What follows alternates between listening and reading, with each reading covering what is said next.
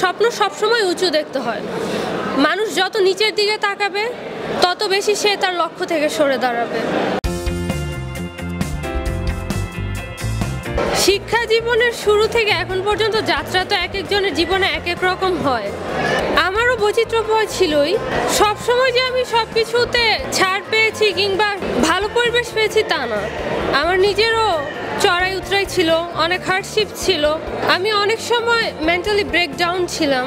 অনেক প্রবলেমেটিক অবস্থায় আমি এমন ছিল যে পড়ালেখা করছি বা খাতায় লিখছি, কিন্তু তার মানে এই না যে এই সব কিছু আমাকে বাধা দিতে পেরেছে বা আমার সফলতার পেছনে কোনো প্রবলেম ক্রিয়েট করতে পেরেছে। আমি চেষ্টা করেছি আর আমি এই পর্যন্ত এসেছি। এটা বলবো না যে আমি সারা রাত পড়াশোনা করেছি বা আমি দিনে 10 ঘন্টা 16 ঘন্টা পড়েছি, তেমন কিছুই না।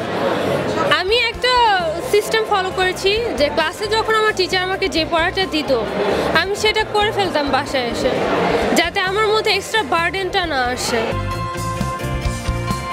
আর যদি ওইভাবে বলি, আমি সবসময় চেষ্টা করি আমার পাঠ্য বইয়ের পাশাপাশি বা আমার ভার্সিটি লাইফের পড়ালেখার পাশাপাশি অন্য যদি জ্ঞান অর্জনের কোনো পথ থাকে সেটা সবসময় করার।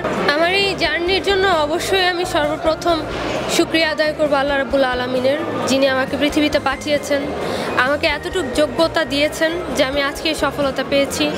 আমাকে এতটুকু অনুপ্রেরণা, আমাকে এতটুকু শক্তি, সাহস, ধৈর্য উনি দিয়েছেন যে আমার চেষ্টাকে উনি দয়া করে ওনার রহমতের মাধ্যমে এই অর্জনটা আমাকে এনে দিয়েছেন। এরপর আমি বলবো আমার মায়ের কথা। আমি যদি পৃথিবীতে কোনো একজনকে সবচেয়ে বেশি ক্রেডিট দেই আমার সাফল্যের জন্য, আমি আমার মাকে দিব। Because she is the most important thing in my life, most important person in my life. স্বপ্ন সবসময় উঁচু দেখতে হয়। মানুষ যত নিচের দিকে তাকাবে তত বেশি সে তার লক্ষ্য থেকে সরে দাঁড়াবে।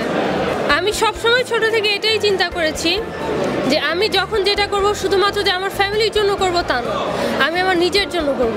আমি আমার নিজের কাছে আয়নায় যখন আমি দাঁড়াবো তখন আমি চাই আমার বিবেকের কাছে যেন আমি প্রশ্ন করলে এই উত্তর পাই যে আমি নিজের যোগ্যতা বলে অর্জন করেছি, আমি যোগ্য, I am capable enough, I can support myself without any help from others.